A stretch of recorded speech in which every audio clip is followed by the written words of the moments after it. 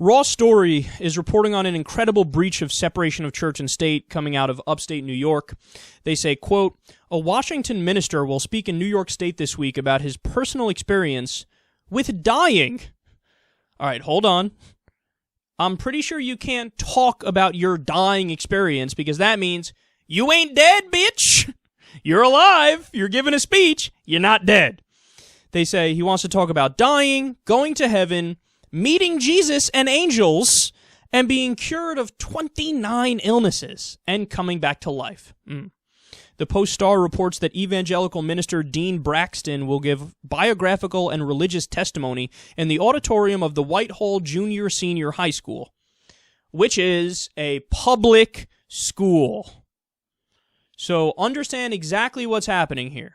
You have a guy who's going to speak at a public school, so tax-funded, and he's going to talk about how I was raised from the dead, I met Jesus, I met angels, I was cured of 29 illnesses. I died and came back to life, guys. Christianity's true. I know. I can prove it. I died and came back. At a public school. Tell me how this doesn't violate separation of church and state. This is only the clearest violation I've ever seen of separation of church and state.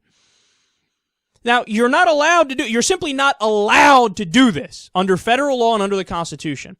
But let's do a thought experiment here real quick. So you want to open this door, you want to allow religious dingbats to go in there and preach things that are as if they're factual when they're not factual. Why would you stop here?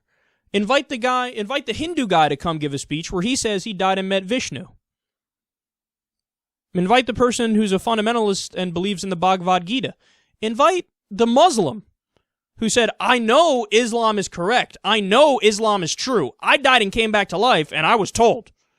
Okay, Muhammad is the prophet. I know that for sure.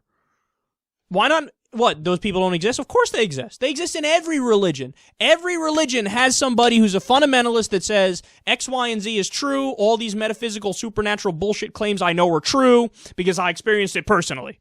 So if you're going to take the personal experience of just a Christian and show that in the schools, you can't stop there. You got to do the Hindu, you got to do the Muslim, you got to do all the different people, the Scientologists, the Mormons, everybody who I know for sure this is the case. But you're not going to do that. And in fact, you would scream against it, especially if you did it with a Muslim. People would go crazy if you did it for a Muslim. So what are you doing here? You're being fucking hypocrites who are un-American.